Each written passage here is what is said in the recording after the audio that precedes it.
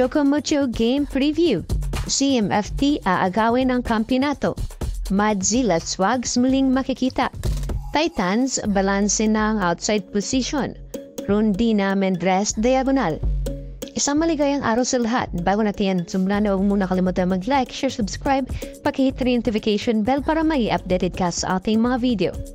Isa ka ba sa nag-aabang sa kung sino ang maging starter na kupunan ng CMFT? Well, ito nga ang ating tatalakayin sa ngayon. Isang hang Titans na big contender ngayon sa finals appearance. Dahil nga sa history na ibinigay nila sa kanilang kupunan last All-Filipino Conference sa PVL nang nag-uwi sila ng highest rank in their whole career as silver medalist.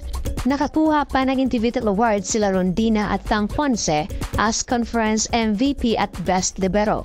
Patuloy lang ito na iba na ang galawan ng Titans habang tumatagal ang paghawak sa kanila ni Coach Dante Alensunurin. For now, let's give our own opinion sa kung sino ang magiging starter ng koponan. Unahin na natin sa opposite ng Titans. It will be no other than Kat Tolentino. Substitute will be Tubino. Mas malaki nga ang potensyal ni Kat na may balik ang kanyang laro after the injury nito. Nanumbalik nga ang lakas ni Kat Tolentino at ipinakita nito last conference na babalik na ang pagiging Hurricane Kat nito. Royce Tubino will be a substitute player if Kat will not be effective.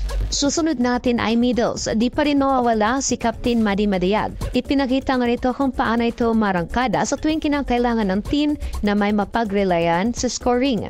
Siya nga ang masasabi nating next to Rondina pagdating sa consistency. Next middle ay si Nunag. Kahit nasabihin pa nating inconsistent si Nunag at minsan ay napaparami talaga ang errors nito, ay deserve pa rin naman niyang mapasama as starter ng team. Malakas nga ito sa blockings at maganda rin ang kanyang mga quick attacks na naging pahirapan sa mga kalaban. Next natin ay libero. Di pa rin mapapalitan ang nagawa ni Tang Ponce sa team nang gumagawa ito ng magagandang digs at puto kung puto ang nagawa nito para maitaas lang ang bola para sa kanyang team. Bea General will be a substitute player if Tang Ponce will not be consistent and effective. Pero knowing Tang Ponce na nakapag-uwi pa ng best libero last conference ay mukhang mahihirapan nga makapasok sa General as starter. Next natin is outside hitters. Unang dito ay si CC Rondina. Sino pa ba magtatanong kung bakit siya ang ating starter? Well, siya lang naman ang isa sa naging dahilan kung bakit napakataas ng level ng laro ng Titans sa ngayon.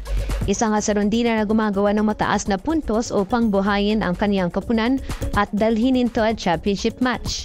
Next natin ay si Mian Mendres. Siya nga ang masasabi kong magandang kadiagonal ni CC Rondina since si Cheng and Molden nasa recovery stage pa lamang. Medyo magkakaroon na nga ng liwanag sa finals appearance ng Titans sa pagka-add nito sa OB-Gills.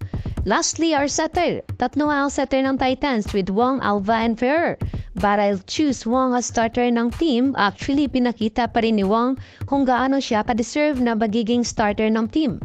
With the connection she had in her spiker, kaya't nasa kanya pa rin ang edge na mas may alam kung anong sets ang gusto ng kanyang mga spikers. Then Alva needs to learn more sa sistema ni Coach Alensunurin. Kaya for now, she will be a substitute setter para kay Dino Wong.